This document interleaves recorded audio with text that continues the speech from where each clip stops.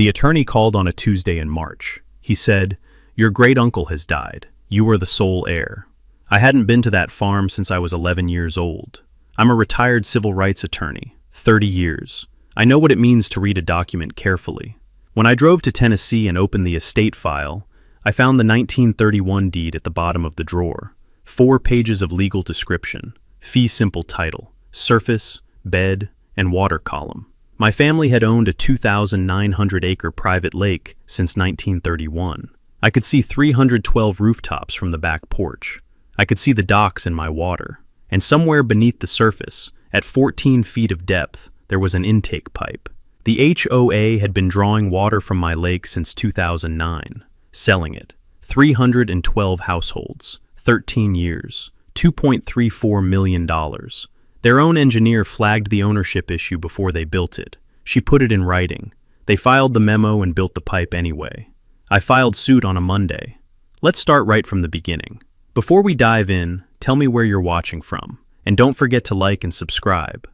Margaret Osei had not been to Harlan County since she was 11 years old, the summer of 1975, the last time her mother had made the drive from Atlanta to visit her mother's brother Edward on the Tennessee farm. The visit that Margaret remembered in fragments. The smell of the farmhouse, the sound of the creak behind the equipment barn, the way the morning light came through the kitchen window onto the linoleum floor, and the lake. She remembered the lake because of its size. She had been 11, and she had stood at the farmhouse's back porch and had looked south and had seen water extending to the horizon in 3 directions, the surface still in the August morning. The tree line on the far shore so distant it appeared as a gray-green smudge at the water's edge.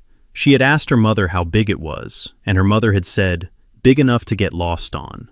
She had asked if it was Edward's, and her mother had said, "It's the family's lake." That was all her mother had said, and Margaret had not asked again. And the lake had receded into the category of childhood impressions that get accurate in retrospect, but imprecise in the foreground. The thing you remember feeling but cannot quite reconstruct in detail. Edward Crane had died in February 2022 at the age of 81. A quiet death, the county coroner had said. Cardiac arrest in the farmhouse, the body found 3 days later by the mail carrier who had noticed the accumulation. He had been a solitary man for the last 20 years of his life, his social contact limited to the feed store in town, and the occasional conversation with the county extension agent who came out each spring. He had no wife, no children, no siblings living. Margaret's mother, Edward's sister, had died in 2014. Margaret was the last of the Crane line in her generation, and she was, the probate attorney in Harlan County had explained on the phone in March 2022, the sole heir to Edward's estate under Tennessee's intestate succession statute. She had been in the middle of her retirement transition when the call came. 30 years of civil rights practice in Atlanta, the last 8 as a partner at a firm whose civil rights docket had taken her to federal courts in 7 states. The retirement she had been planning since her 55th birthday, finally executed in January 2022, when she had closed her last active case and handed her files to her associates. The estate call had arrived 6 weeks into what she had intended to be a period of deliberate stillness. She had retained a local probate attorney named Susan Hale to handle the Tennessee proceeding, and had begun the process of understanding what Edward had owned. The estate's surface inventory had taken 3 months. Susan working through the farmhouse's contents, the equipment, the bank accounts, the insurance policies, the vehicle titles, the agricultural lease agreements for the 2 parcels Edward had been renting to neighboring farmers for hay production. The inventory had been straightforward in most respects. A modest estate, the kind accumulated by a man who had lived on the land for 50 years and spent carefully and saved quietly. The bank accounts totaled $340,000. The equipment and vehicles were worth perhaps $80,000. The agricultural leases generated $18,000 per year.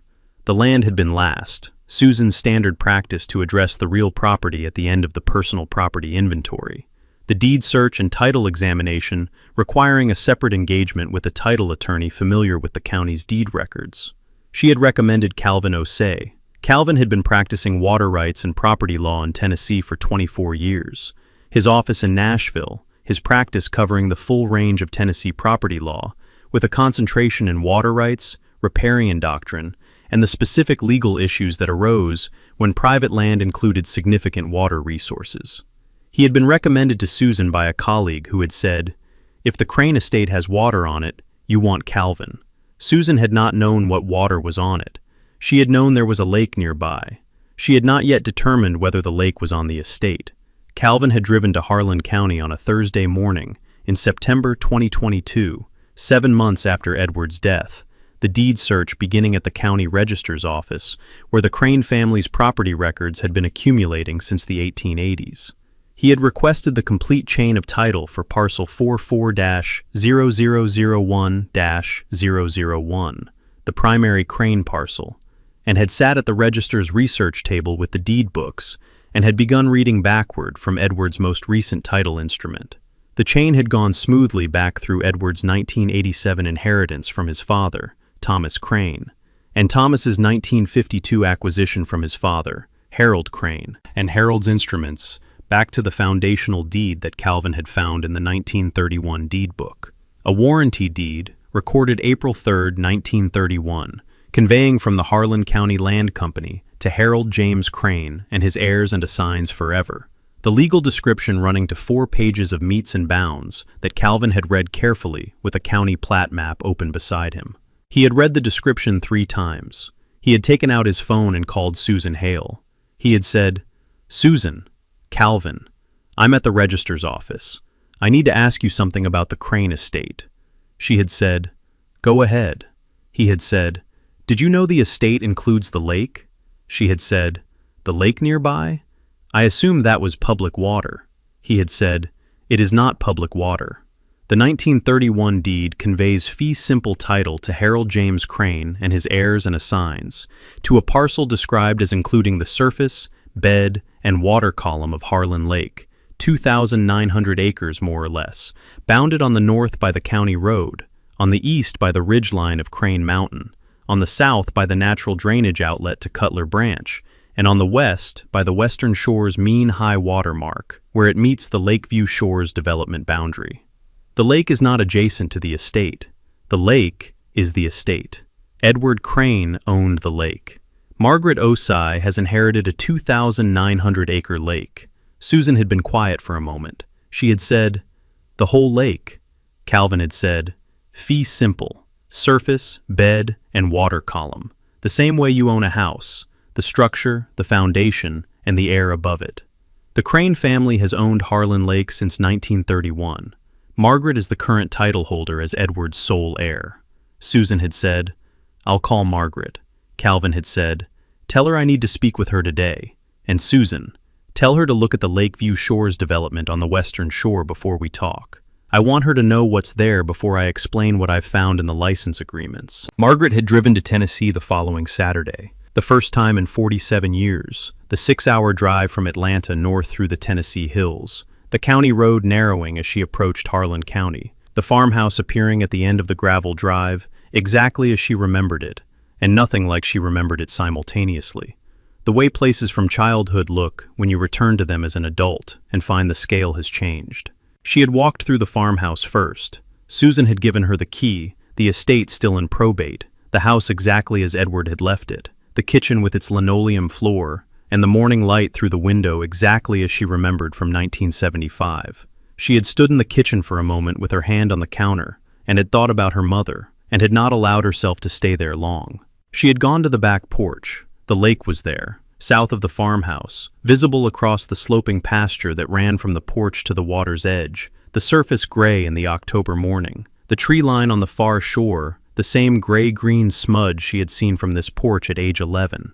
It was exactly as large as she remembered. It was larger. The October morning light was flat, and the water was still, and the lake extended in 3 directions to distances that made the far shores look theoretical rather than actual.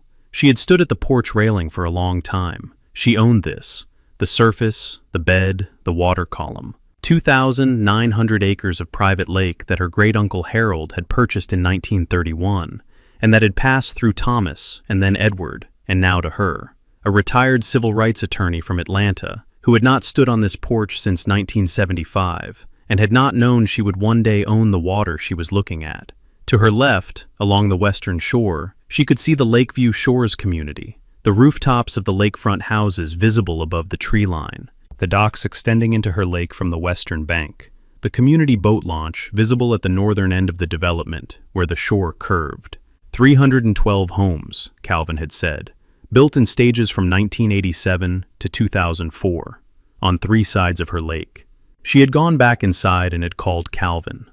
Calvin had driven to the farmhouse the following Monday and had sat at Edward's kitchen table with the documents spread between them, the 1931 deed, the license agreements, and the folder he had assembled from the county register's records, showing the instruments the Crane family had recorded in connection with the Lakeview Shores development. The license agreements were 4 instruments, recorded between 1987 and 1991, each one covering a phase of the Lakeview Shores development, as the HOA had added lots in successive stages. Each agreement was between Edward Crane as licensor and the Lakeview Shores Homeowners Association as licensee. Each granted the same rights: recreational use of the lake's surface for swimming, boating, and fishing, the right to install and maintain private docks on the eastern bank of the development, the docks to be constructed to county specifications, the right to use the community boat launch on the northwestern shore, and the right to conduct organized community events on the lake's surface. The annual license fee for the combined agreements, as of Edward's last renewal correspondence in 2019, had been $24,000 per year, $2,000 per month, collected quarterly.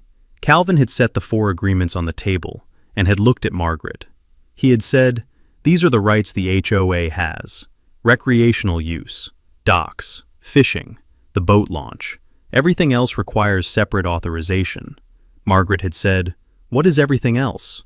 He had said, "That is what I need to show you." He had taken the second folder from his briefcase, the folder he had assembled from the Tennessee Department of Environment and Conservation's Community Water System Registry, where small community water systems, serving fewer than 10,000 people, were required to register and file annual operating reports. He had requested the Lakeview Shores Community Water System's complete file from TDEC in September and had received it in October. The file was 340 pages. Calvin had opened it to the intake permit, the 2009 permit issued by Harlan County's Water Resources Office, authorizing the installation of a water intake structure in Harlan Lake at the coordinates specified in the application, the permit issued to the Lakeview Shores HOA. The permit number LWS-2009-INT-001. He had set it on the table beside the license agreements. He had said, "In 2009, the HOA installed a water intake pipe in your lake. The pipe draws water from the lake at a depth of 14 feet at the lake's northwestern quadrant. The water is pumped to a treatment facility the HOA built on the community's common area parcel, treated to drinking water standards, and distributed to all 312 homes through a community water system. The system has been operating since 2009. Every household in Lakeview Shores gets their drinking water from your lake." Margaret had looked at the intake permit and then at the license agreements. She had said, "Is a water intake system covered by the recreational use license?"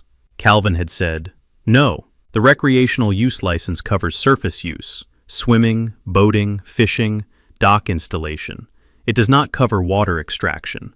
It does not cover the installation of infrastructure on the lake bed. It does not cover the operation of a commercial water utility drawing from the lake. The HOA built a water system on your lake, using an intake pipe installed in your lake bed, without a valid easement or your predecessor's documented authorization." Margaret had said, "Did Edward know?" Calvin had said, "I don't know. His health records from the county hospital show a significant decline beginning in 2007. He was largely confined to the farmhouse after 2008, his contact with the community minimal. The intake was installed in 2009. My best assessment is that he was not aware of it. There is no correspondence in his files acknowledging the water system. There is no amendment to the license agreements authorizing water extraction. There is no recorded easement for the intake infrastructure." Margaret had said, "How long has the water utility been operating?" Calvin had said, 13 years, since 2009. He had set the third document on the table, the HOA's water utility rate schedule from its most recent TDEC annual operating report, the monthly rate per household, the number of active service connections, the annual revenue calculation he had done from the public records. He had written the figure at the bottom of the page in red ink, $2,340,000. He had said, "That is my estimate of the water revenue the HOA has collected from your lake since 2009. 13 years at approximately $180,000 per year. The lake is yours. The water is yours. They have been selling it without your authorization and without paying you anything." Margaret had looked at the number on the table. She had been a civil rights attorney for 30 years. She had spent her career sitting across tables from institutions that had taken what was not theirs: rights, dignity, property, opportunity, and had learned in those 30 years the specific discipline of staying calm when you were looking at evidence of taking, because the calm is what allows you to think clearly about what comes next. She had said, "What do the license agreements say about termination?" Calvin had said, "Each agreement contains a termination provision, allowing either party to terminate on 90 days written notice. Edward had the right to revoke the recreational use licenses at any time with 90 days notice. "You have inherited that right," she had said, "and the water system's intake pipe," he had said, "sits on your lake bed without a valid easement. If the recreational use license is revoked and no new agreement is reached, the HOA has no legal basis to maintain intake infrastructure on your property." She had looked out the kitchen window at the lake, the same window her mother had looked through in 1975, and she had looked through at 11 years old. The lake was still there, the surface visible across the pasture, 2,900 acres of private water that a 312-home HOA had been drawing from and selling for 13 years, while the lake's owner declined in a farmhouse 2 miles from the intake pipe, and the heir to that owner drove past the county line sign without knowing she owned the largest private lake in the county. She had said, "Calvin, I want to understand every instrument, every date, and every dollar before we send anything to anyone. I want the record complete." He had said, "I have 3 more weeks of document work. When it's done, you'll know more about this lake's legal history than anyone alive." She had said, "Good. Start with 1931 and work forward." He had gathered the documents from the table and had set them back in the folders with the precise movements of an attorney who understood that the documents on Edward Crane's kitchen table were the beginning of a case that was going to require every one of them. The lake was still visible through the window. Margaret had looked at it one more time before she stood up from the table. The gray October surface, the Lakeview Shore's rooftops along the western shore, the docks extending into her water, and somewhere beneath the northwestern quadrant's surface, at 14 feet of depth, an intake pipe drawing from her lake and sending the water to a treatment plant that would sell it to 312 households before the day was done. She did not know it yet in all its dimensions. She was beginning to understand what it meant. Calvin had spent 3 weeks in the records before he called Margaret with the complete picture: the county health department files, the TDEC Community Water System Registry, the county register's deed records, the HOA's annual operating reports filed with the state, and the project file he had obtained through a public records request that had taken 11 days to produce and that had contained, on page 47 of 180 pages, the document that changed the character of everything else in the file. He had started with the TDEC registry, the Tennessee Department of Environment and Conservation's Community Water System Database, the state agency that regulated small water systems serving fewer than 10,000 people.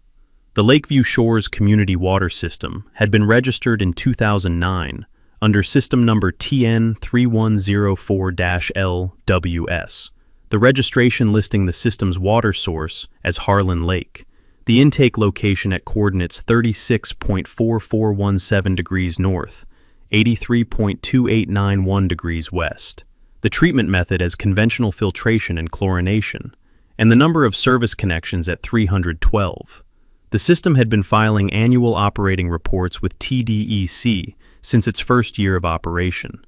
Reports that documented the volume of water drawn from the lake each year, the treatment results, the distribution system's performance, and the rate structure. Calvin had requested the complete file. The annual reports had arrived in a box, 13 years of quarterly and annual submissions, each one stamped with the TDEC receipt date, each one signed by the HOA's water system operator, a licensed water treatment professional named Gary Bell, who had been operating the system since 2011. Calvin had read each report in sequence, noting the water extraction volumes, the service connection counts, and the rate data.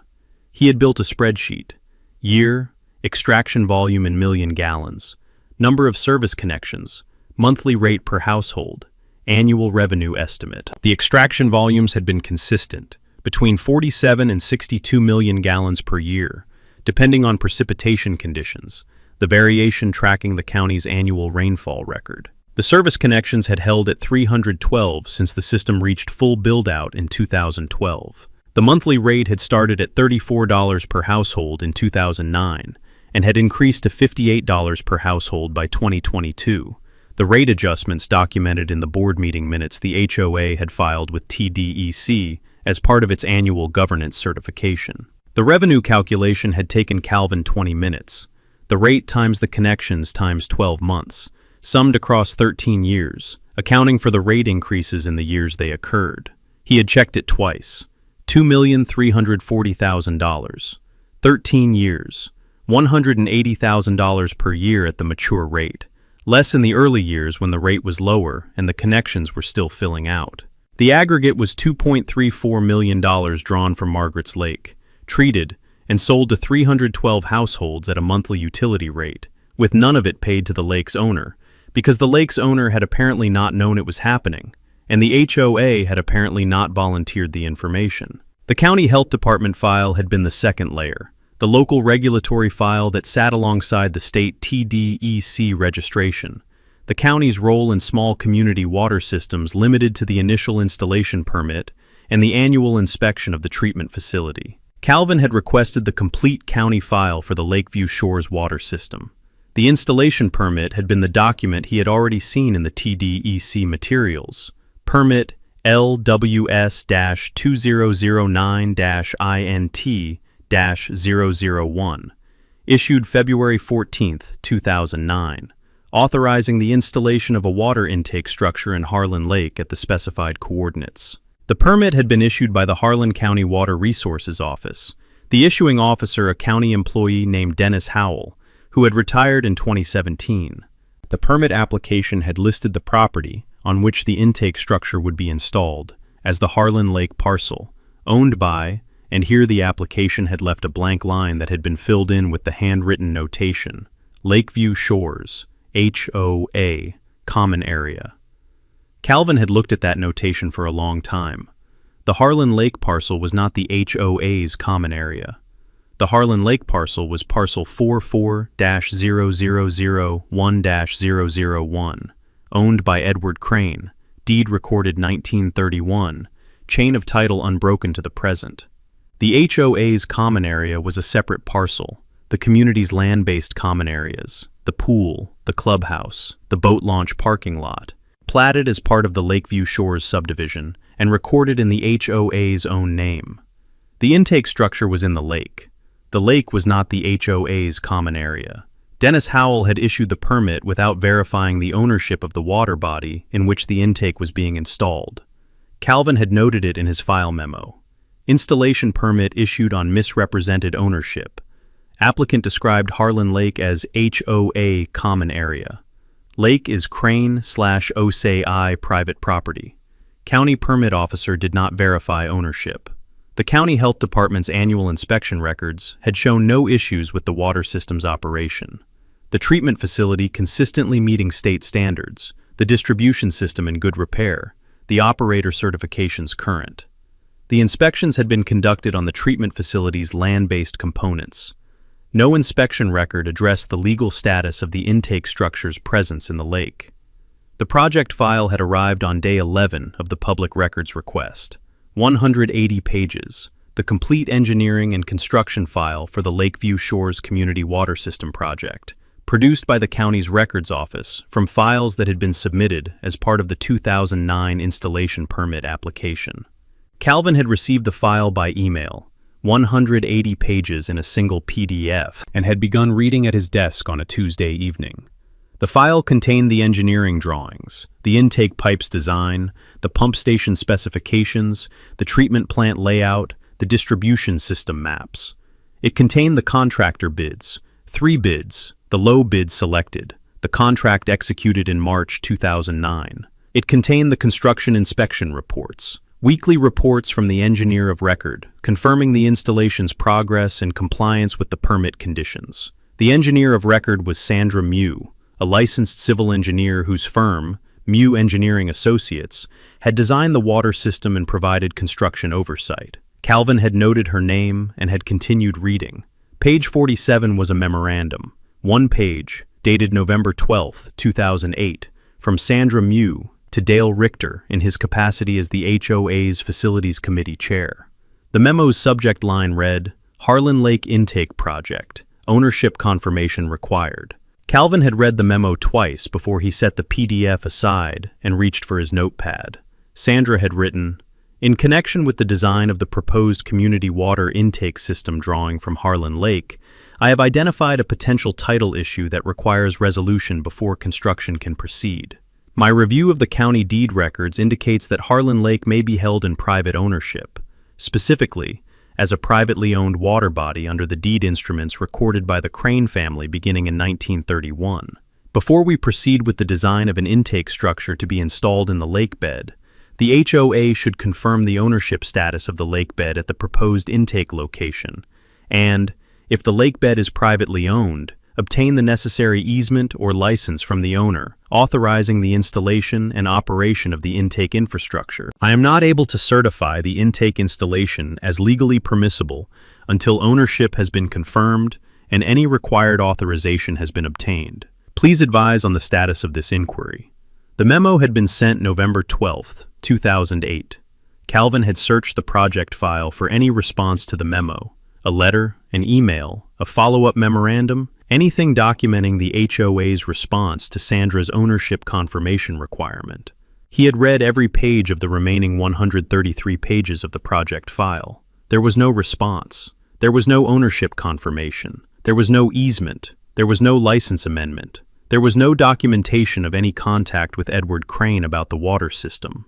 The project file showed Sandra's November 2008 memo raising the ownership issue, and then the next document in the file was the February 2009 permit application, filed 3 months after Sandra's memo, without the ownership confirmation she had required, with the lake characterized as HOA common area in the ownership field. The construction had proceeded, the intake had been installed. The water system had begun operating in the fall of 2009. Sandra's memo had been sent. The requirement had not been met. The project had proceeded anyway. Calvin had written in his file memo, Sandra Mew's November 2008 memorandum explicitly identified the lake bed ownership issue and required confirmation and authorization before construction. No response in project file.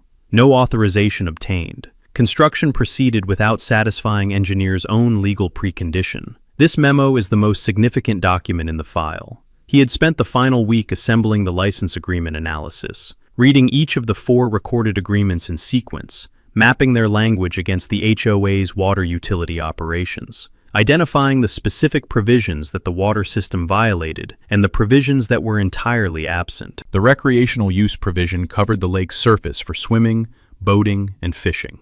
Surface use. The water system drew from 14 feet of depth, the subsurface water column, not the surface. The surface use license did not cover subsurface extraction. The dock installation provision covered private docks on the eastern bank. The intake pipe was on the northwestern quadrant of the lake bed. The dock provision was geographically and functionally inapplicable. The boat launch provision covered the northwestern shore's community launch area. It covered the launch ramp and the parking area. It did not cover the installation of subsurface infrastructure in the adjacent lake bed. The commercial use question. The license agreements contain no commercial use provision. The recreational use grants were exactly that, recreational. The HOA's water utility was a commercial operation, generating $180,000 per year in revenue. Commercial water extraction was not within the scope of any recreational use grant. The infrastructure installation question. None of the 4 license agreements contained a provision authorizing the installation of permanent infrastructure on the lake bed. The dock installation provision authorized docks on the eastern bank, surface-piercing structures attached to the bank. It said nothing about subsurface intake pipes on the northwestern lake bed. The HOA had installed a permanent subsurface infrastructure on Margaret's lakebed without any instrument authorizing it. Calvin had written the analysis in 10 pages, each gap identified, the license agreement language quoted, the water system operation described, the absence of authorization stated plainly for each operational element. He had attached it to the file memo as Exhibit A. He had called Margaret on a Thursday morning at 9 a.m. She had answered on the second ring. He had said, "Margaret, Calvin, I have the complete records analysis. I need to walk you through it." She had said, "Go ahead." He had said, "I'll start with the number and work backward to the documents." The HOA has been operating a community water system drawing from Harlan Lake since 2009. 312 households, 13 years. The annual revenue from water sales is approximately $180,000. The aggregate revenue since the system began operating is $2.34 million. She had been quiet. He had said, "None of that revenue has been paid to you or to Edward. The water utility has been operating on your lake for 13 years without a valid easement, without a recorded authorization, and without payment of any kind to the lake's owner. They built the system on a misrepresented ownership claim. The installation permit application listed the lake as HOA common area. It is not. It is your lake." She had said, "The license agreements." He had said, "Do not cover it. I've done a complete analysis. The recreational use licenses cover surface use, swimming, boating, fishing. They do not cover water extraction. They do not cover subsurface infrastructure installation. They do not cover commercial water operations. The HOA's water utility is outside the scope of every instrument they hold from the Crane family." She had said, "And the engineer." He had said, "The project's engineer of record, a woman named Sandra Mew, sent the HOA's Facilities Committee chair a memorandum in November 2008, before construction began, stating that the lakebed ownership needed to be confirmed and that she could not certify the installation as legally permissible until authorization had been obtained from the owner. There is no response to that memo in the project file. No ownership confirmation, no authorization. Construction proceeded 3 months later without satisfying her own legal precondition. Margaret had been quiet for a moment. He had said, "The memo is dated. It is addressed to Dale Richter. It explicitly identifies the ownership issue and requires resolution before construction. It is in the county's public records file. It has been there since 2008. She had said, "Dale Richter, the current HOA president." Calvin had said, "The same man who was the Facilities Committee chair in 2008 when Sandra Mew sent the memo." He received the ownership confirmation requirement in writing in November 2008. He did not respond to it. He proceeded with the project. He has been president of the HOA for 8 of the 13 years the water system has been operating. Margaret had said, "So he knew." Calvin had said, he had written notice that the lakebed ownership needed to be confirmed and that authorization was required. Whether he understood the legal consequences of proceeding without that confirmation is a separate question. What the record shows is that he was told, in writing, that there was an ownership issue, and the project proceeded without resolving it. She had said, "What do the license agreements say about termination?" He had said, 90 days written notice from either party. You can revoke the recreational use licenses, all 4 of them, all 312 households, with 90 days notice. If you revoke and no new agreement is reached, the HOA has no legal basis to maintain the intake infrastructure on your lakebed. No recreational access, no docks, no boat launch, no water. She had been quiet again, the specific quiet of a retired civil rights attorney processing a factual record, organizing it, understanding its dimensions. She had said, "I want the demand letter to be complete. Every instrument, every date, every dollar, every gap in the license agreements. Sandra Mew's memo with the date and the addressee. I want Dale Richter to read a document that tells him exactly what the record shows and exactly what we are going to do about it." Calvin had said, "I'll have it ready in 2 weeks." She had said, "Calvin, what is the unjust enrichment figure if we go back to 2009? He had said, $2.34 million. That is the aggregate water revenue from the system's first year of operation through the present. The unjust enrichment theory covers the full period. Every year the HOA has been extracting and selling water from your lake without authorization. She had said, and the annual easement fee going forward. He had said, that is a negotiation. The figure I would anchor on is a percentage of the water utility's annual revenue. I'd suggest 15%, which at current revenue levels is approximately $27,000 per year, indexed to the utility's revenue so it grows if the rate grows. That is the ongoing price of using your lake as a water source. She had said, write it all down. He had said, I'll send you the draft demand letter in 2 weeks. She had set the phone down and had looked out the window of the Atlanta apartment she had returned to after the October visit. The city below her, the Tennessee hills invisible from here, the lake 400 miles north running its October surface under a gray sky. $2.34 million, 13 years, 312 households drinking her water every day. Sandra Mew had known in November 2008. Dale Richter had received her memo. The project had proceeded. Edward had been in the farmhouse 2 miles from the intake pipe, declining year by year, and the water had been flowing from his lake to the treatment plant to 312 kitchen taps for 13 years, while his niece practiced law in Atlanta and did not know she would one day own the water. She knew now. Calvin had taken 16 days to write the demand letter, longer than he had estimated. The extra time spent on the unjust enrichment section, where he wanted the calculation methodology documented in sufficient detail that no opposing attorney could challenge the arithmetic without first challenging the public records from which every number had been drawn. The letter was 19 pages. He had sent it to Margaret as a draft on a Sunday evening, with a cover email that said, read it as if you are Dale Richter, receiving it for the first time. Tell me what you would do if you were him and you had read all 19 pages. She had called him Monday morning and had said, I would call my attorney in a panic and tell him to find a way out of this. He had said, that is the correct response to a well-constructed demand letter. I'll send the final version Wednesday. The letter had opened with the ownership section, 4 pages establishing the foundation on which everything else rested, because the demand's entire structure depended on Margaret's title being unambiguous before the license agreement analysis, and the unjust enrichment calculation could be presented as the violations they were.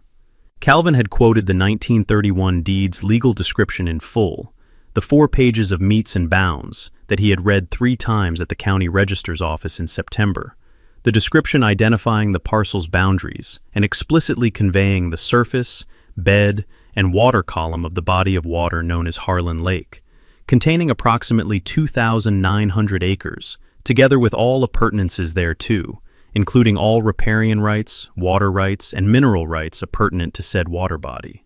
He had then traced the chain of title in a table. Harold James Crane, 1931 deed. Thomas Edward Crane, 1952 inheritance. Edward Thomas Crane, 1987 inheritance. Margaret Adeze Osei, 2022 inheritance. Tennessee probate court order attached as Exhibit A. He had written below the table, Ms. Osei holds fee simple title to Harlan Lake, its surface, bed, and water column, in the same manner and with the same legal force as a fee simple title holder holds any other real property in Tennessee. The lake is not a public water body.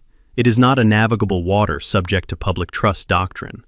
It is private property, owned continuously by the Crane family since 1931, and now by Ms. Osei as the Crane family's sole surviving heir. This ownership is established by a recorded chain of title dating to 1931 and is not subject to any adverse claim, public easement, or navigable water exception. The navigable water paragraph had been Calvin's most careful drafting, the one legal theory that could potentially complicate Margaret's title, the public trust doctrine argument that applied to navigable waters and could subject them to public access rights regardless of private ownership claims. He had researched the navigability question thoroughly. Harlan Lake was a natural lake with no connection to any navigable waterway, its outlet being a small drainage stream that ran to a creek that was itself non-navigable. The lake was not navigable under either the federal or Tennessee navigability test. The public trust doctrine did not apply. He had stated this with citations to 3 Tennessee cases and a federal district court decision from the Eastern District of Tennessee that had addressed a similar private lake ownership question in 1998.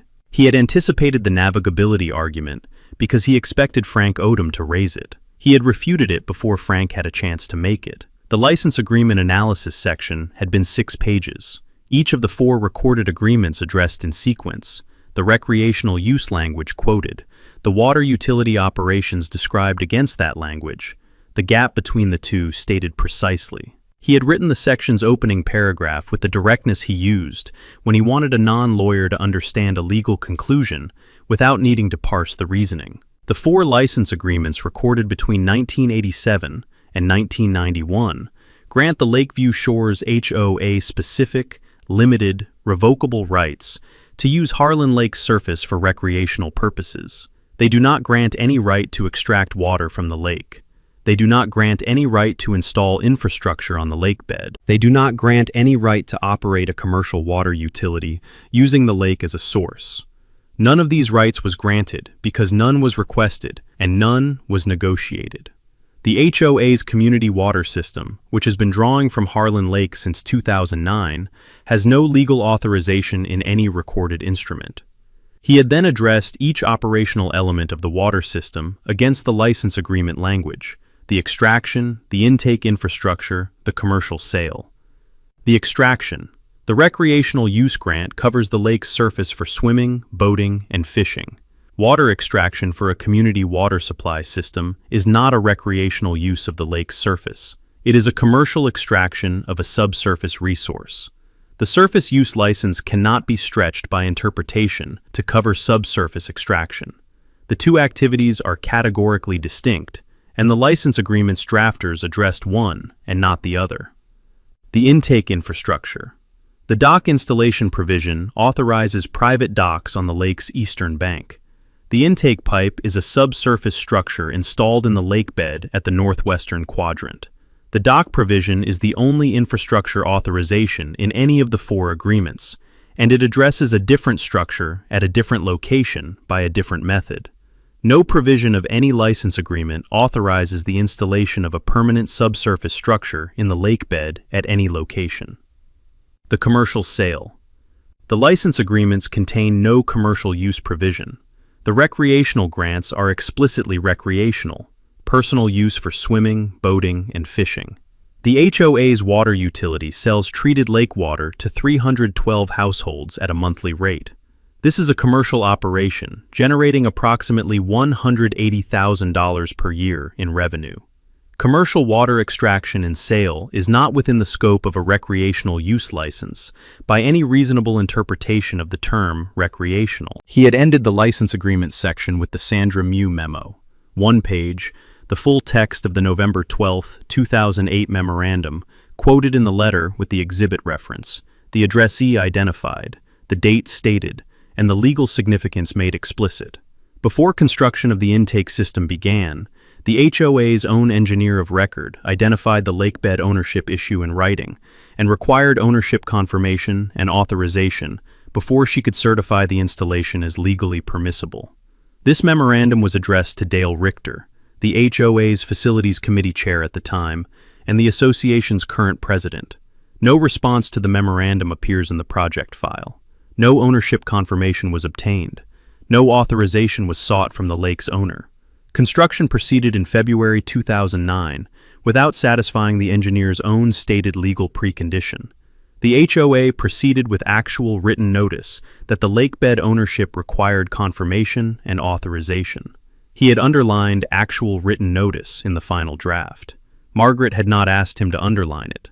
He had done it because it was the letter's most important phrase. The 3 words that transformed the HOA's potential defense of ignorance into something much harder to sustain. The unjust enrichment section had been 4 pages. The calculation methodology, the data sources, the year-by-year revenue table, and the aggregate figure. Calvin had opened the section with the legal theory. Tennessee law recognizes a cause of action for unjust enrichment, where one party has received a benefit at another party's expense under circumstances that make it inequitable for the recipient to retain the benefit without payment. The HOA has received 13 years of water supply from Ms. Osei's lake, a benefit with documented commercial value, at Ms. Osei's expense and without payment of any kind. The circumstances are unambiguous. The lake is private property. The extraction had no legal authorization. The HOA's own engineer identified the authorization issue before the system was built, and the extraction has continued for 13 years while generating $2.34 million in water utility revenue. The year-by-year table had taken 2 pages, each year from 2009 through 2022, listed with the service connection count, the monthly rate in effect, the annual revenue calculation, and the cumulative total. Every number had a source citation. The TDEC annual operating reports for the service connections and extraction volumes, the HOA's board meeting minutes filed with TDEC for the rate changes, the County Health Department's utility records for the system's operational history. The aggregate at the bottom of the table, $2,340,000. He had added a footnote to the aggregate. This figure represents the HOA's water utility revenue attributable to Harlan Lake water sales. It does not include the value of the water extracted but not billed, operational losses, flushing, testing, which would increase the total value of water taken from Ms. Osei's lake above the revenue figure. The unjust enrichment claim is based on the documented revenue figure as a conservative measure of the benefit received. The demand section had been 2 pages, 4 numbered items, each one stated in plain declarative language without the conditional qualifications that weakened demand letters written by attorneys who were uncertain of their position. 1. Acknowledge in a recorded instrument Ms. Osei's fee simple ownership of Harlan Lake as established by the 1931 deed and the chain of title set forth in this letter. 2. Pay to Ms. Osei the sum of $2,340,000, representing 13 years of unjust enrichment from the unauthorized extraction and sale of water from her lake, plus Ms. Osei's attorney's fees and costs in this matter. 3. Negotiate in good faith a recorded water use easement, authorizing the continued operation of the community water system to include an annual easement fee reflecting the commercial value of the lake as a water source, indexed to the water utility's annual revenue. 4. Cease characterizing Harlan Lake or any portion of its bed as HOA common area in any permit application, regulatory filing, or public document. The final paragraph of the demand section had been Calvin's clearest statement of the alternative. If the association does not respond to this demand within 30 days, Ms. Osei will file suit in the Harlan County Circuit Court, asserting claims for unjust enrichment, trespass to property, and breach of the license agreement's implied covenant of good faith. Ms. Osei will also exercise her right under the license agreement's termination provisions to revoke the recreational use licenses for all 312 households on 90 days written notice, effective on the 90th day following service of the revocation notice. Upon revocation, the association will have no legal basis to maintain the intake infrastructure on Ms. Osei's lake bed and will be required to remove it at its own expense. He had sent the final letter by certified mail and by email on a Wednesday morning, addressed to Dale Richter as HOA president, and to the Lakeview Shores HOA at its registered business address, the certified mail tracking number noted in his file, the email delivery receipt saved. Dale had received the letter on Friday morning. He had been at his desk in the HOA's management office, a comfortable office with a window view of the lake's northwestern shore, the treatment plant visible at the far end of the common area, the intake pipe invisible beneath the surface at 14 feet of depth. He had opened the envelope and had read the first page. The first page had been the ownership section's opening, the 1931 deed description, the chain of title table, Margaret Osei's probate court order as Exhibit A. Dale had read to the bottom of the first page and had set the letter down on his desk and had looked out the window at the lake. He had been the HOA's Facilities Committee Chair in 2008. He had received Sandra Mew's memo. He had read the subject line, Harlan Lake Intake Project, Ownership Confirmation Required, and had thought, the lake has been here since before the subdivision. The Crane family hasn't said anything about it in 20 years. The old man is barely functional. We'll address the ownership question if it ever comes up. He had filed the memo and had authorized the project to proceed. It had not come up for 13 years. It was coming up now, 19 pages at a time, with $2.34 million written in a table on page 12. He had called an emergency board meeting for the following Tuesday. The board meeting had been 5 members, Dale and 4 others, the HOA Management Office conference room. No outside counsel present because Dale had not yet called Frank Odom and had wanted to present his own framing of the situation to the board before an attorney complicated it. He had summarized the letter in 15 minutes. The ownership claim, the license agreement analysis, the unjust enrichment figure, the 4 demands. A board member named Patricia Wen had said, $2.34 million. Dale had said, that is their calculation. It is not a figure we have accepted. Another member, Robert Haas, had said, Dale, did we know the lake was privately owned when we built the water system? Dale had said, the ownership question was raised during the design phase and was not definitively resolved before construction. We proceeded on the reasonable assumption that the recreational use licenses covered our water operations. Robert had said, the letter says our own engineer told us the ownership needed to be confirmed before we built. Dale had said, that memo is one document from 2008. There are other interpretations. Patricia had said, what other interpretations? Dale had said, the board will vote on whether to contest the claim. I am recommending we contest it. The recreational use licenses give us a basis to argue our water operations are authorized, and the unjust enrichment claim has weaknesses we can exploit in litigation. He had not identified the weaknesses because he had not yet identified them. He had made the statement because it was what a board president said when he needed a 5-0 vote before the board had time to read the letter themselves. The vote had been 5-0 to contest the claim. 3 of the 5 board members had not read the letter. Dale had called Frank Odom the following morning. Frank Odom had been practicing real estate law in the county for 16 years, residential and commercial transactions, title work, some HOA governance, the standard range of a general real estate practice in a mid-sized Tennessee county. He was not a water rights specialist. He had told Dale that on the phone before he agreed to review the file. I can give you an initial assessment, but if this goes to litigation, you may need someone with specific water rights experience. Dale had said, just read the letter and tell me where the weaknesses are. Frank had received the letter and the supporting documents, the 1931 deed, the 4 license agreements, the TDEC water system file summary Calvin had attached as exhibits, and had spent 2 days reading them before he called Dale. He had said, Dale, I've read the complete file. Dale had said, where are the weaknesses? Frank had been quiet for a moment, the specific pause of an attorney who has been asked to find weaknesses and has found instead a record that does not have many. He had said, I want to address the navigability argument first, because it's the one that could potentially affect the ownership claim. Harlan Lake is a natural lake with no navigable water connection. Tennessee's navigability test under the state's public trust doctrine requires a water body to be navigable in fact or capable of being made so. This lake doesn't meet that standard. The ownership claim is solid. I cannot find a viable challenge to the 1931 deed or the chain of title. Dale had said, what about the license agreements? Frank had said, the recreational use argument is weak.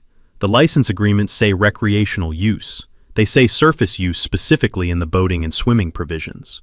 A court reading those agreements is going to read recreational use as recreational use, not as a commercial water extraction authorization. The argument that recreational use implies water extraction is not a strong argument.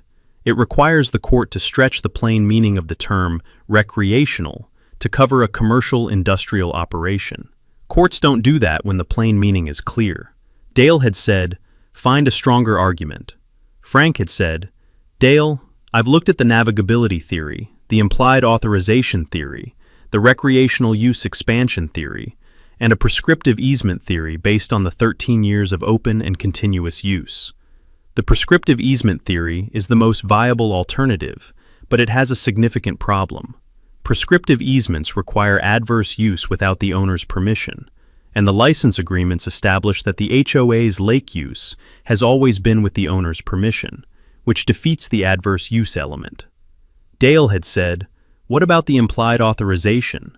Edward never objected to the water system. Frank had said, implied authorization requires some affirmative conduct by the owner that communicates permission. Silence is not affirmative conduct. Edward's failure to object during a period when his health was declining and he had minimal contact with the community is not an implied authorization. A court is not going to imply a $180,000 per year commercial water extraction right from an elderly man's silence. Dale had said, Sandra Mew's memo. Can we argue she was wrong about the ownership issue? Frank had said, she was right. The lake is privately owned. The record confirmed it. She identified the correct issue, required the correct authorization, and did not receive it. Arguing she was wrong requires arguing that the 1931 deed is not what it is, which is not a viable position. Dale had said, so you're telling me we have no strong argument. Frank had been quiet for 4 seconds. He had said, I'm telling you the unjust enrichment claim is viable. The license agreement analysis in the demand letter is accurate, and the Sandra Mew memo is a significant document that establishes the HOA had written notice of the ownership issue before the system was built.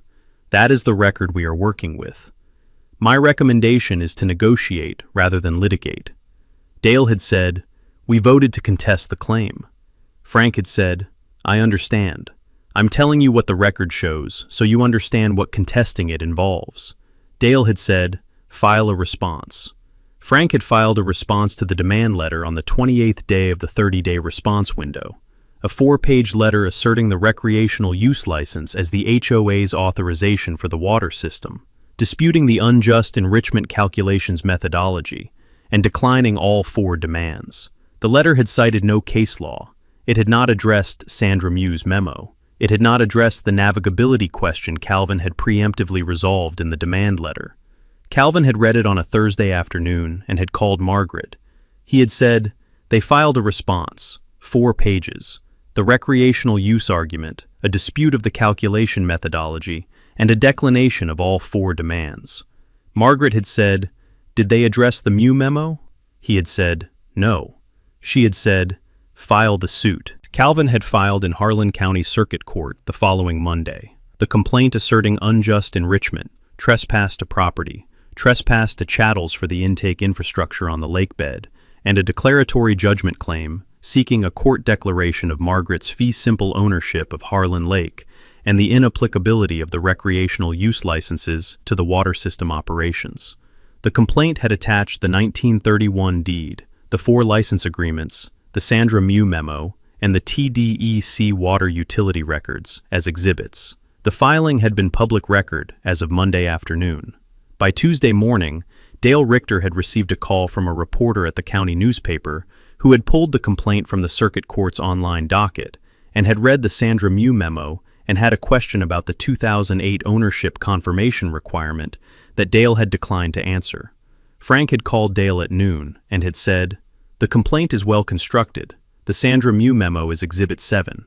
It is now a public court document. I want to revisit the negotiation conversation.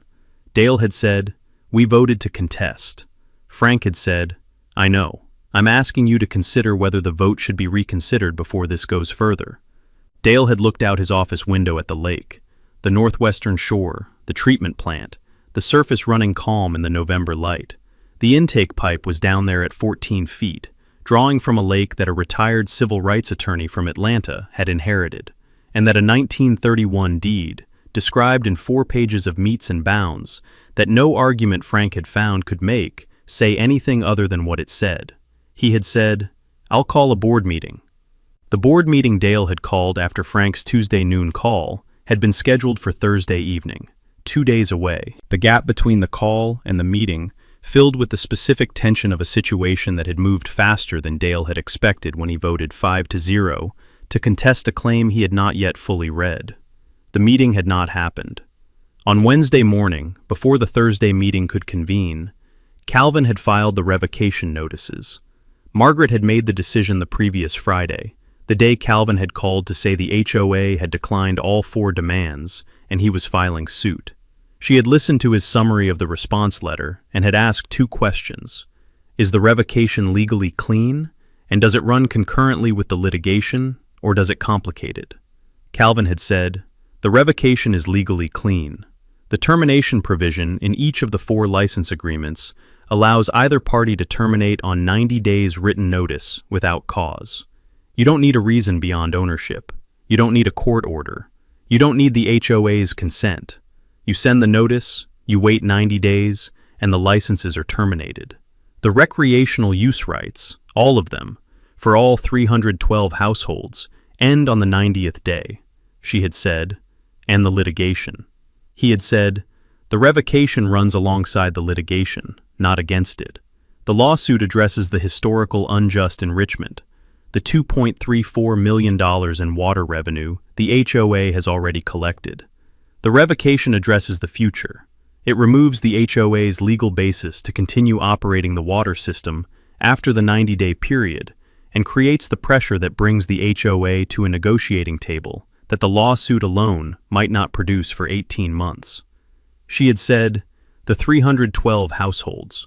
He had said, they will receive individual notices. The termination provision requires notice to each license holder, the HOA as the named licensee, and, to be comprehensive, each household that has relied on the recreational use rights as a practical matter. I want the notice in every household's certified mail log. I want 312 green cards. She had said, do the households have any recourse? He had said, against you? No. The license agreements are clear. The termination right is unambiguous. The household's practical recourse is to pressure the HOA board to negotiate a new agreement with you before the 90th day. That pressure is part of the mechanism. She had said, I want the notices to be factual and direct, no threatening language, just the agreement provision, the termination date, and the contact information for Calvin's office. He had said, I'll draft them this week. She had said, and file the revocation in the county deed records as a recorded instrument. He had said, already planned. The recorded notice of revocation will appear in every future title search on every Lakeview Shores property. Any future buyer will see it in the chain of title. The revocation will be a permanent part of the public record. She had said, file everything Wednesday. Calvin had filed at 9 a.m. on a Wednesday, 3 simultaneous actions executed in sequence before 10 o'clock. The first action, 312 individual revocation notices sent by certified mail from the post office's business mail window, each envelope addressed to a specific household at its Lakeview Shores address, each containing a 2-page notice on Margaret's letterhead. The notice identified the license agreement under which the household's recreational use rights had been granted, quoted the termination provision in full, stated the revocation effective date as 90 days from the notice date, and listed the rights being revoked: recreational surface use, dock maintenance rights, boat launch access, fishing rights, and all other rights granted under the applicable license agreement. The notice contained one additional paragraph. The revocation of recreational use rights does not affect any rights you may independently hold under Tennessee law. Questions regarding this notice should be directed to Calvin Osei, attorney for Margaret Osei, at the address below. The second action, a certified mail notice to the HOA's board, addressed to Dale Richter as president, and to each of the 4 board members by name, containing the same revocation language plus one additional section addressing the water system directly. In addition to the recreational use rights described above, please be advised that the water intake infrastructure currently maintained on the bed of Harlan Lake has no valid easement or recorded authorization. Upon expiration of the 90-day notice period, the association will have no legal basis to maintain the intake structure on Ms. Osei's property. Ms. Osei reserves all rights with respect to the unauthorized infrastructure, including the right to demand its removal at the association's expense. The third action, a notice of revocation of license agreements, filed at the Harlan County Register's office, a 2-page instrument signed by Margaret, notarized, describing the 4 license agreements by their recording dates and instrument numbers, stating the revocation effective date, and declaring that the recreational use licenses were terminated as of the 90th day following the instrument's recording date. The instrument was assigned a recording number by the Register's office at 9:53 a.m. and was immediately available in the county's online deed records. Calvin had photographed the Register's office receipt and had emailed it to Margaret at 10:07 a.m. with one line: all 3 actions complete. The clock is running. The certified mail had arrived at Lakeview Shores over the following 3 days. The post office's delivery pattern for the subdivision routing most envelopes on Thursday and Friday, with the remainder arriving Saturday morning. The community forum, the HOA's online resident platform, a neighborhood social network that the community used for everything from lost pet notices to storm damage reports, had begun showing posts about the notice on Thursday afternoon, when the first households had returned from the mailbox with the certified mail envelope. A resident named Tom Garfield, at 14 Lakeview Drive, had posted at 4:17 p.m. Thursday. Has anyone else received a certified letter about the lake access? Something about a revocation of license agreements? I'm not sure what to make of this. By 5 p.m., there had been 11 replies. By 7 p.m., there had been 43. By Friday morning, when the second wave of deliveries arrived, the forum thread had grown to 180 posts, and 3 separate threads had spun off addressing different aspects of the notice: the recreational use revocation, the water system paragraph, and a thread started by a retired attorney named Carol Hess at 89 Lakeview Court, who had read both the notice and the license agreements and had posted a detailed analysis that ran to 8 paragraphs and ended with, "The termination provision is clear. She has the right to do this. The question is not whether the revocation is valid. It is. The question is what the board has been doing with our water for 13 years, and why this is the first any of us are hearing about it." Carol's post had been shared to the forum's main thread 41 times by Saturday morning. A resident named Marcus Cole at 201 Lakeview Boulevard had posted Saturday afternoon, "I just want to understand. Are they saying our drinking water comes from a privately owned lake that the HOA never had permission to use? Is that what this letter means?" Carol Hess had replied within 20 minutes. "That is what the lawsuit says, yes. The lake has been privately owned since 1931.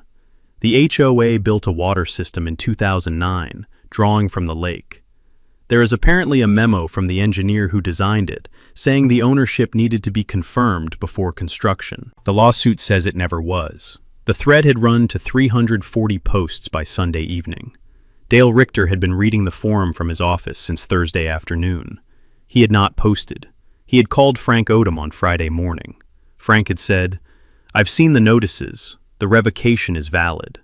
The termination provision gives her the right to do exactly what she's done. 90 days written notice, no cause required." Dale had said, "Can we challenge the revocation?" Frank had said, "On what grounds? The termination provision is unambiguous. She owns the lake. She is the licenser. The termination right belongs to the licenser under the plain language of the provision. There is no challenge available." Dale had said, "What about the households? The individual notices to 312 households. Was that necessary?"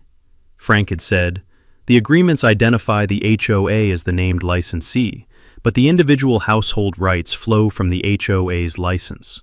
Sending individual notices to each household was thorough. It was also strategic. It ensured that every household in this community received a certified mail notice, describing the situation directly, without the board filtering the information.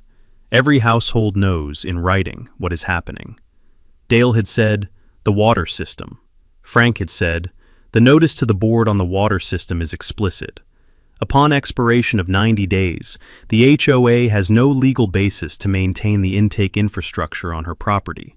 She can demand removal at the HOA's expense. If this doesn't reach a negotiated resolution before the 90th day, we are looking at a court proceeding to determine whether she can compel intake removal. And the underlying merits of that proceeding are the same as the underlying merits of the main lawsuit. We don't have a strong position on the merits." Dale had said, "Call a board meeting, tonight if possible." Frank had said, "I'll be there." The emergency board meeting had been Sunday evening. Dale and the 4 board members in the management office conference room, Frank Odom at the table, the forum thread visible on Dale's laptop, showing 340 posts, and the Carol Hess analysis that had been shared 41 times. Frank had opened the session. He had said, "I want to give the board a complete assessment of where we stand as of today. The lawsuit is pending in circuit court. The complaint is filed, service has been effected, and our response is due in 30 days. The revocation notices have been delivered to all 312 households and to the board. The notice of revocation has been recorded in the county deed records. The 90-day clock began running Wednesday. He had looked around the table. He had said, "The 90th day is February 18th. On February 18th, if no new agreement has been reached with Ms. Osei, the recreational use licenses for all 312 households are terminated. No lake access, no docks, no boat launch, no fishing, and the water system's intake infrastructure will be on her property without any legal basis." Patricia Wen had said, "The water system. What happens to the water on February 18th? Frank had said, "That depends on what Ms. Osei decides to do. She has not sought a court order compelling removal of the intake infrastructure. Not yet.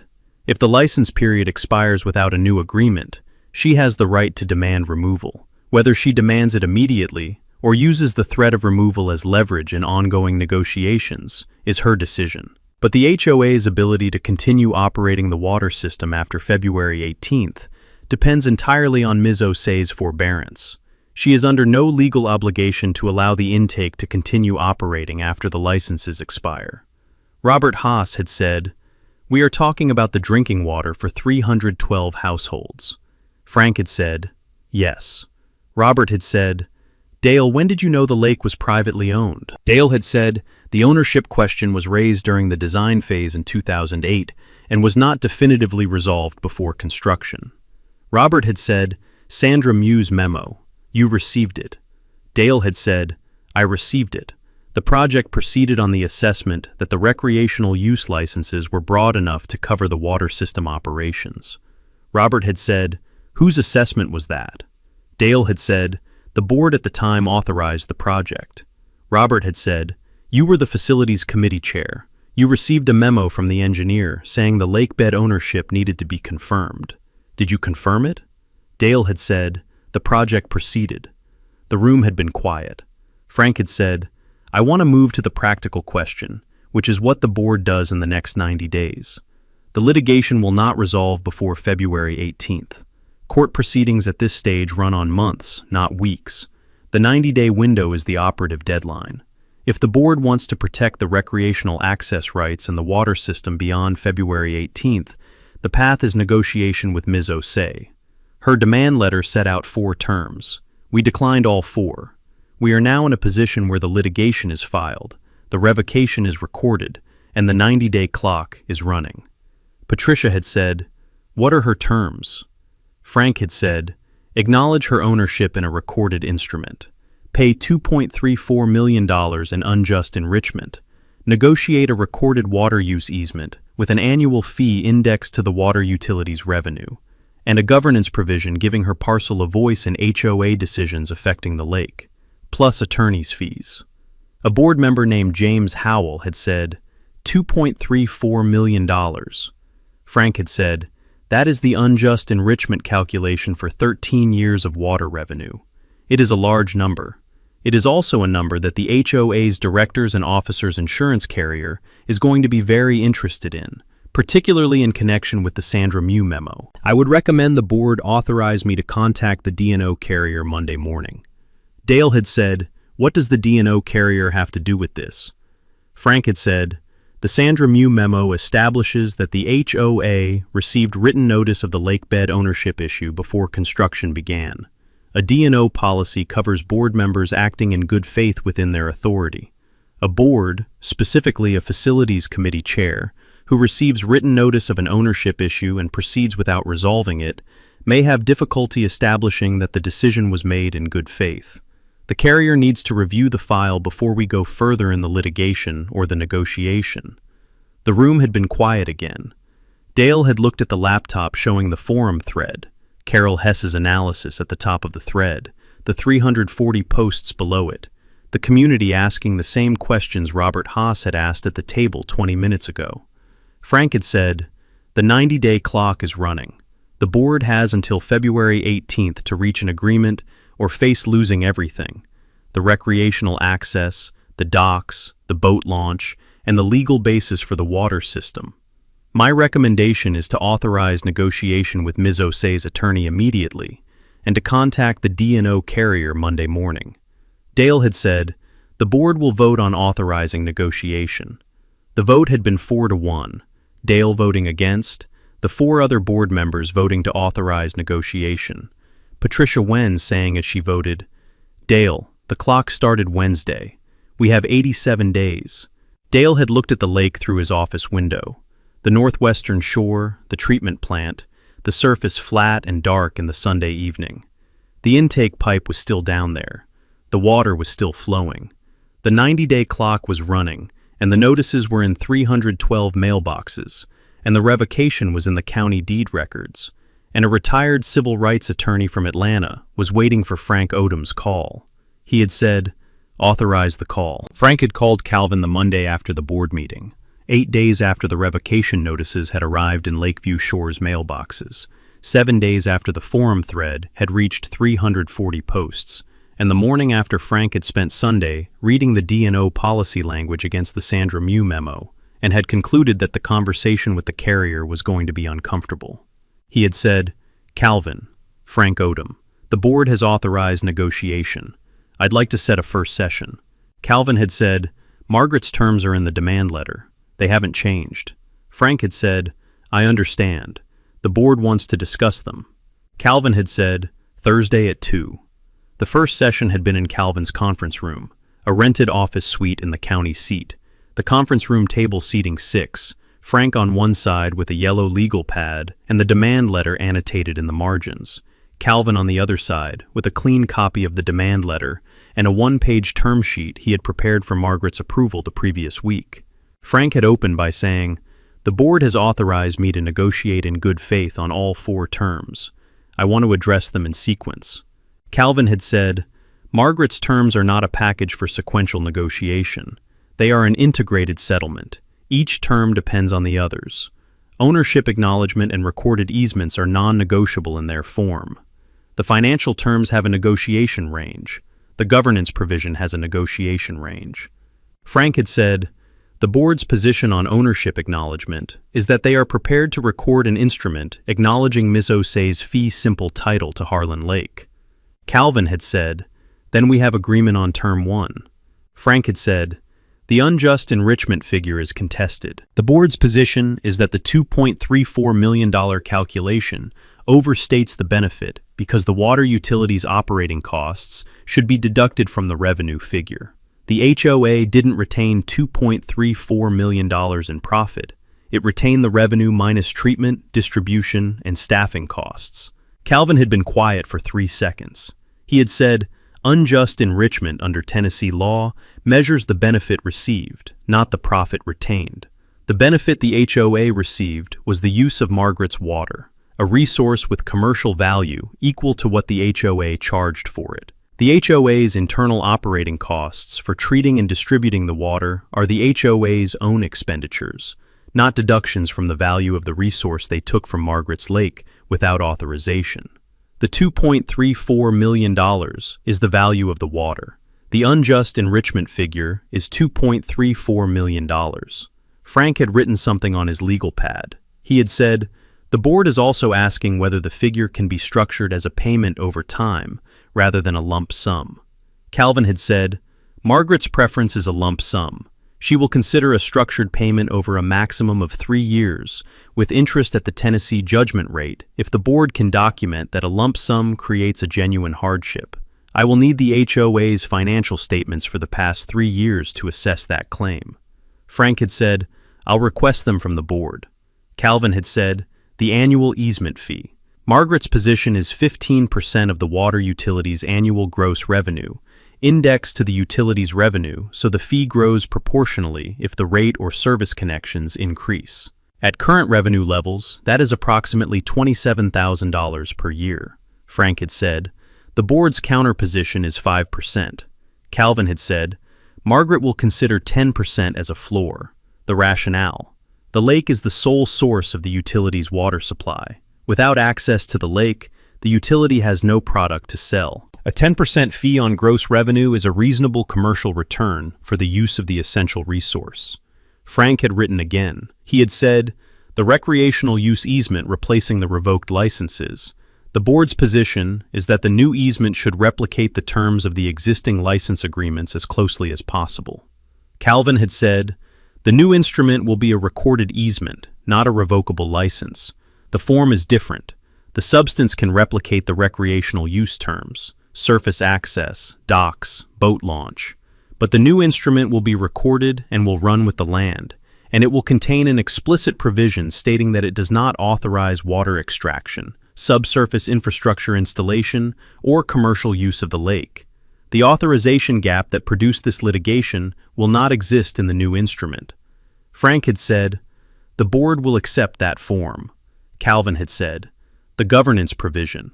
Margaret's position is a formal consultation right. Any HOA board decision materially affecting the lake requires written notice to Margaret's parcel 30 days in advance and an opportunity for Margaret to submit written comments to be read into the board meeting record before the vote. It does not give Margaret a veto, it gives her a voice.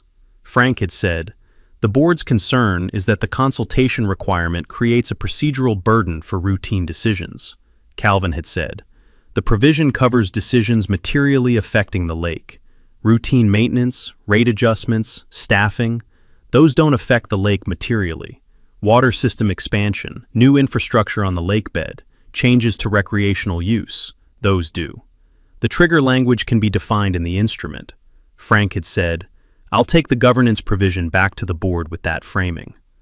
The first session had ended at 4:30, 2.5 hours, 4 terms addressed, positions recorded, no agreement reached, but the distance between the positions, mappable for the first time.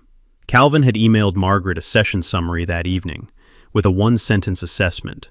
The board is negotiating seriously. Frank is working with a client who is frightened of February 18th. The D&O carrier had received the file on the Monday of the first negotiation week. Frank had sent the complete package, the demand letter, the complaint, the Sandra Mew memo, and the board meeting minutes from 2008 and 2009 that showed Dale Richter's authorization of the water system project. The carrier's coverage counsel had called Frank 8 days later. The coverage counsel's name was Ellen Marsh, and she had been direct. She had said, "We've reviewed the file. The Sandra Mew memo is the document that concerns us. The memo is addressed to Dale Richter personally, in his capacity as Facilities Committee Chair. It explicitly identifies the ownership issue and conditions legal permissibility on ownership confirmation. The project proceeded without that confirmation.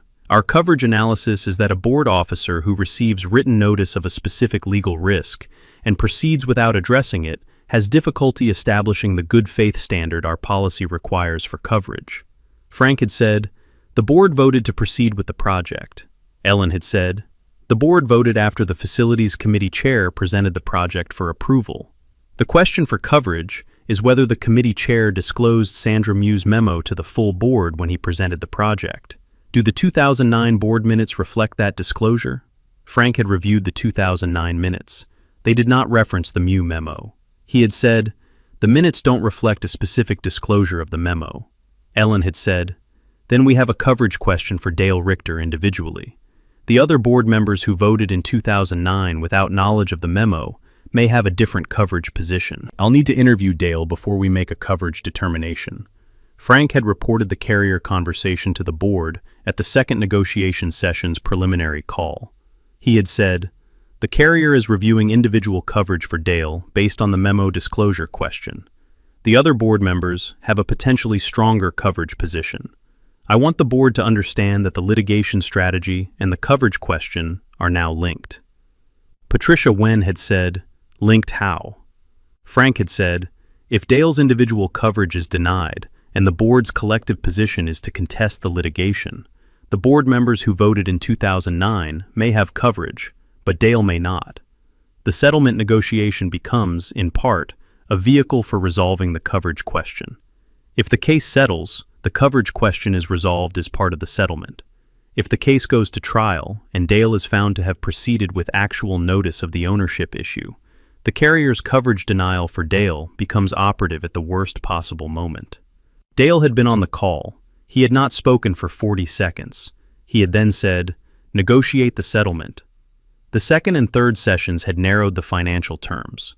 Frank arriving at the second session with the HOA's 3-year financial statements as Calvin had requested, Calvin reviewing them before the session and acknowledging that the HOA's reserve fund position made a structured payment over 3 years a legitimate hardship claim rather than a negotiating tactic. Margaret had authorized a 3-year payment structure, $780,000 at closing, $780,000 at the end of year 1, $780,000 at the end of year 2, with interest at the Tennessee judgment rate of 5.5% on the deferred amounts. The annual easement fee had settled at 11% after Calvin had obtained, at Margaret's instruction, a comparable water rights transaction from a 2019 Tennessee case in which a municipal water authority had paid 12% of annual gross revenue for a private lake easement. 11% had been Calvin's anchor after the comparable, slightly below the comparable to give Frank a number he could present to the board as a negotiation win. The governance provision language had taken the third session to resolve. The definition of materially affecting the lake, negotiated phrase by phrase, Calvin and Frank working through 6 categories of board decisions and agreeing on which triggered the consultation requirement and which did not. Infrastructure installation on the lakebed, triggered. Rate adjustments within 20% of the current rate, did not trigger. Water system expansion beyond current service connections, triggered. Routine maintenance of existing infrastructure, did not trigger. The recreational use easement language had been drafted by Calvin and reviewed by Frank with 2 minor revisions. The explicit water extraction exclusion clause accepted by Frank on the condition that the clause state the exclusion applied to the current license period and that future water extraction rights could be negotiated separately, a framing Calvin had accepted because it was accurate and because it protected Margaret's ability to charge for a new water use easement if the current one ever needed to be renegotiated. Day 87 of the 90-day window had been a Tuesday. Frank had called the board meeting for 6 p.m. All 5 members present, the settlement term sheet distributed in advance, the carrier's preliminary coverage position communicated to each member individually by Frank the previous week. The meeting had been scheduled for 90 minutes. It had run 45. Frank had presented the settlement terms in sequence. Ownership acknowledgement in a recorded instrument. $2.34 million in unjust enrichment payable over 3 years at the judgment rate. A perpetual recorded water use easement at 11% of gross annual revenue. A recorded recreational use easement, replacing the revoked licenses with an explicit water extraction exclusion. A governance consultation provision triggered by decisions materially affecting the lake. And Calvin's fees, which had been negotiated to $85,000 from an initial demand of $110,000. Patricia had said, and the lawsuit. Frank had said, the lawsuit is dismissed with prejudice upon execution of the settlement agreement and recording of the easement instruments. The circuit court case closes. Robert had said, the revocation. Frank had said, the revocation is superseded by the new recorded recreational use easement. The 312 households' recreational access rights are restored under the new instrument, effective on the settlement closing date. The 90-day termination date becomes irrelevant once the new easement is recorded. James Howell had said, February 18th is in 3 days. Frank had said, yes. The settlement closing is scheduled for Friday. The instruments record Friday afternoon. The 90-day period expires Saturday. The settlement is executed and recorded before the termination date. Dale had said, the carrier. Frank had said, the carrier has agreed to contribute $1.2 million toward the settlement in exchange for a full release. The HOA's share of the settlement is the remaining $1.14 million, plus the ongoing easement fee obligations. The reserve fund covers the HOA's share. I have confirmed that with the treasurer. Dale had said, and my coverage. Frank had said, your individual coverage question is resolved by the settlement. The carrier's release covers all board members, including you. The coverage determination question doesn't reach a conclusion because there is no trial. The settlement closes the coverage question, along with the lawsuit. Dale had looked at the table. Frank had said, the board needs to vote. Patricia had moved to accept the settlement terms as presented. Robert had seconded. The vote had been 5-0. Dale voting last, his hand going up slowly, the room quiet around the table. Frank had called Calvin at 8 p.m. He had said 5-0 to accept. Calvin had said, "I'll have the instruments ready for Friday." He had called Margaret after he ended Frank's call. He had said, "They accepted. 5-0. Closing is Friday." She had been quiet for a moment. She had said, "The easement instruments." He had said, "Recorded Friday afternoon. Perpetual water use easement, perpetual recreational use easement, ownership acknowledgement. All of it in the county deed records by close of business Friday." She had said, "And the $780,000 at closing." He had said, "Wire transfer, Friday morning, before we record. The recording happens after the funds clear." She had said, "Calvin." He had said, "Yes." She had said, "Edward would have liked you." He had been quiet for a moment. He had said, "I'll see you Friday." The closing had been on a Friday in February.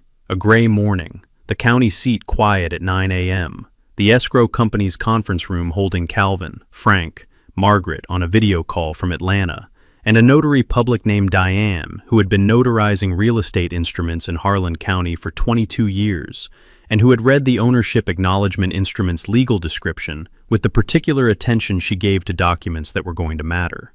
The wire transfer had cleared at 9:47 a.m., $780,000 from the HOA's reserve fund account through the carrier's $1.2 million contribution, the escrow agent confirming receipt by email at 9:48, Calvin reading the confirmation on his phone and nodding to Frank across the table. The recording had begun at 10:15. Diane had driven the instruments to the county register's office at 10 a.m., 4 documents in a manila envelope, each one signed, notarized, and tabbed with recording fee checks attached. The register's office had received them at 10:14, stamped the receipt time, assigned instrument numbers in sequence, and begun processing. The first instrument recorded was the ownership acknowledgement and confirmatory deed, a 3-page document signed by the HOA's 5 board members in their representative capacity, acknowledging Margaret Adeze Osei's fee simple title to Harlan Lake, as established by the 1931 deed and the unbroken chain of title set forth in the instrument, confirming that Harlan Lake was not, and had never been, HOA common area, and correcting the 2009 installation permit application's characterization of the lake as HOA common area. The instrument cited the 1931 deed by its recording book and page, the probate court order vesting title in Margaret by its docket number, and the 4 license agreements by their instrument numbers. It had been Calvin's most careful drafting of the settlement package, a document designed to close every gap in the public record that might allow a future confusion about the lake's ownership to persist. The second instrument was the perpetual water use easement, 6 pages, the easement area defined as the surface, bed, and water column of Harlan Lake, at the intake location identified by coordinates, the easement authorizing the HOA to operate and maintain a community water supply system drawing from Harlan Lake for so long as the easement remained in effect. The annual easement fee set at 11% of the water utility's gross annual revenue, payable to Margaret Osei or her successors each January 15th for the preceding calendar year. The fee obligation running with the HOA's parcel in perpetuity and binding on any successor owner or operator of the water system. The easement contained the explicit exclusion clause. This easement does not authorize any use of Harlan Lake beyond the water supply operations described herein. Additional uses, including but not limited to expansion of the service area, installation of new infrastructure, or extraction for purposes other than community water supply, require a separate written instrument executed by the lake's owner. The third instrument was the perpetual recreational use easement, 4 pages, replacing the 4 revoked license agreements, granting the HOA's 312 households the same recreational surface rights the license agreements had provided: swimming, boating, fishing, dock maintenance on the eastern bank, community boat launch access on the northwestern shore, and adding the explicit provision Calvin had negotiated. This easement does not authorize water extraction from Harlan Lake, the installation of subsurface infrastructure on the lake bed, or the commercial use of the lake or its water column for any purpose. The water supply easement recorded contemporaneously herewith is the sole instrument authorizing water system operations. The fourth instrument was the governance consultation agreement, 2 pages. The material decision categories defined. The 30-day advance notice requirement stated. The written comment procedure described. The obligation running with the HOA's parcel and binding on successor boards. All 4 instruments had been recorded, assigned numbers, and available in the county's online deed index by 11:43 a.m. Calvin had called Margaret at noon. He had said, "All 4 instruments are recorded. Instrument numbers on file. The county deed index shows Harlan Lake correctly. Fee simple. Margaret Adeze Osei, successor to Edward Thomas Crane, successor to Thomas Edward Crane, successor to Harold James Crane, 1931. The water easement is recorded against the HOA's parcel. The annual fee obligation runs with the land." She had said, "The recreational use easement." He had said, "Recorded and effective. The 312 households' recreational access is restored as of today. The 90-day termination period is superseded," she had said, "and the forum." Calvin had said, "Frank told the board this morning before we went to the registrar's office. The board posted a notice to the community forum this afternoon. Settlement reached, recreational access restored, water system continues, annual easement fee now in effect. I saw the post. It had 89 replies within the first hour." She had said, "What are they saying?" He had said, "Relief about the water and the lake access. A significant number asking why the situation existed in the first place." Carol Hess posted a detailed timeline. She has the Sandra Mew memo date. She found the complaint on the circuit court docket and read it. Margaret had said, "Carol Hess." He had said, "The retired attorney at 89 Lakeview Court." She has been the most informed voice in the community throughout. Her post this afternoon ends with, "The 1931 deed was always in the county records. The Sandra Mew memo was always in the county records. The answer to how this happened is the same as the answer to most property disputes. Nobody looked until somebody did." Margaret had been quiet for a moment. She had said, "That is accurate." Dale Richter had submitted his resignation from the HOA presidency the following Tuesday, a 1-page letter to the board citing personal reasons and thanking the community for the opportunity to serve. The letter had not mentioned the settlement, the Sandra Mew memo, or the 13 years of water operations. Patricia Wen had been elected president by the remaining 4 board members at an emergency meeting the same evening. She had posted to the community forum that night, "The board is committed to transparency going forward. The settlement agreement and the recorded easement instruments are available for review at the county registrar's office and in the documents section of this forum. We are scheduling a community meeting for the last week of February to answer questions." The community meeting had drawn 140 residents, standing room in the HOA clubhouse, Patricia at the front, Frank Odom present at Patricia's request, to answer legal questions. Carol Hess in the 3rd row with a printed copy of the settlement instruments. A resident named David Kim had asked, if the 1931 deed was always in the records, how did the water system get built without anyone checking it? Frank had said, the installation permit application characterized the lake as HOA common area. The county issued the permit on that characterization without verifying ownership. The engineer of record identified the issue before construction and required ownership confirmation. The project proceeded without that confirmation. David had said, "Who made that decision?" Frank had said, "The board's facilities committee chair at the time authorized the project to proceed." A woman in the back had said, "That was Dale Richter." The room had been quiet. Patricia had said, "Yes, the board has accepted the settlement. The easements are recorded. The water system continues. We are focused on operating the community correctly going forward." Carol Hess had not asked a question. She had raised her hand and had said, "I want to note for the record that the county deed index has shown the correct ownership of Harlan Lake since 1931. The 1931 deed is 8 pages. The legal description is 4 of those pages. The chain of title is unbroken and unambiguous. Every title search on every Lakeview Shores property since the subdivision was platted has had access to those records. The records were always there. They were not consulted in 2009 when they should have been. They have been consulted now. I think the community should understand that the settlement is not a resolution of a complicated legal question. It is a resolution of a simple property question that was not asked in 2009. The room had been quiet again. Patricia had said, "Thank you, Carol. That is accurate. The county deed records, as of the Friday after closing, showed Harlan Lake as it had always been, as it had been since Harold James Crane walked the survey lines with a county surveyor in the fall of 1931 and paid $40 for the recording fee and signed his name at the bottom of 8 pages in the registrar's office, in the same building where Diane had delivered 4 instruments on a gray February morning 91 years later. Fee simple, 2,900 acres, surface, bed, and water column, all appurtenances, all riparian rights, all water rights. Margaret Adese Osei, successor to Edward Thomas Crane, successor to Thomas Edward Crane, successor to Harold James Crane. The water easement recorded against the HOA's parcel, instrument number in the index, running with the land, the annual fee obligation binding on every successor board, every successor operator, every future owner of a Lakeview Shores property who would one day pull a title search and find, recorded clearly and permanently, the price of the water that ran from Harlan Lake to 312 kitchen taps. The records had always been there. They said what they had always said.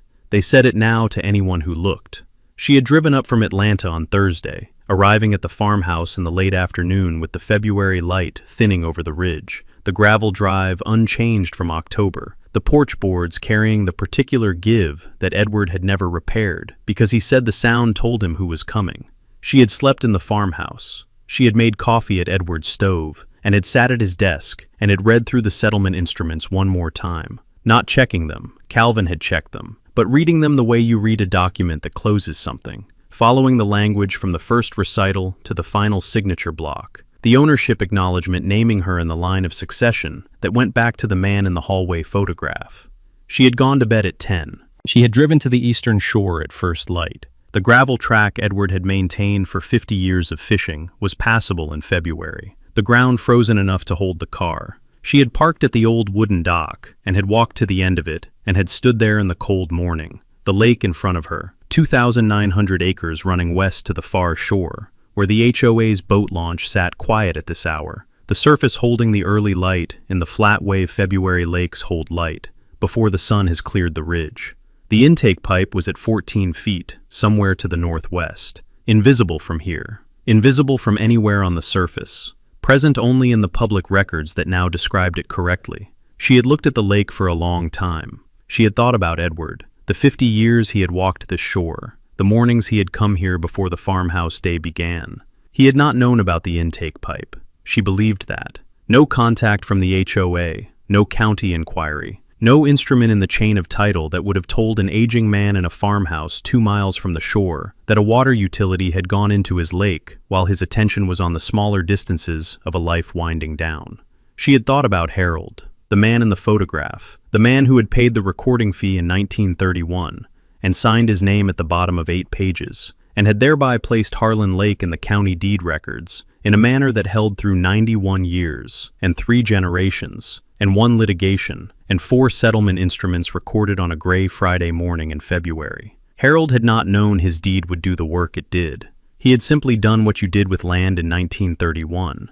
You recorded it, you paid the fee, you signed your name, and the records held it. The records had held it.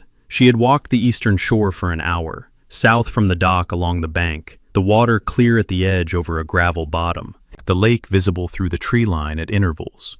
She had not been thinking about the easement language. She had been thinking about the shore, the particular quality of a place held by one family across generations, the way that holding changes the place not at all, but changes the holder in ways that are difficult to name precisely. Edward had walked this shore, Thomas before him, Harold before Thomas. She was the 4th. Back at the farmhouse, she had opened the estate file, the manila folder she had first found in October, the 1931 deed at the bottom, the settlement instruments on top, the legal pad in the back pocket where she had been writing notes since the beginning. She had read the notes from the first entry to the last, the chain of title reconstruction, the questions she had written before calling Calvin, the single line from the day the instruments recorded. Closing complete. All instruments recorded. Clock stopped. She had uncapped the pen and written the final entry. 4 sentences. The deed says what it has always said. The records hold what they have always held. Edward walked this shore for 50 years. The lake is recorded correctly. She had closed the folder and set it back in the left drawer. She had stayed through the weekend, the first weekend she had spent at the property since Edward's funeral, the first time she had slept 2 consecutive nights in the house without the litigation pending overhead. She had cooked at Edward's stove. She had sat on the porch in the February afternoon and had listened to the particular silence of a rural Tennessee property in winter. On Sunday evening, she had driven back to Atlanta. The farmhouse had sat as it always sat, Harold at the lake's edge and the photograph by the door, the water behind him running its long surface west to the far shore. The deed was in the left drawer. The records were in the county. The lake ran as it ran, its bed holding the intake pipe and the gravel bottom and the cold column of water that had been privately owned since 1931, and that would be privately owned, correctly recorded and correctly compensated, for as long as the instruments held and someone in the line of succession thought to look at what the records said. They said what they had always said. They said it now to anyone who looked.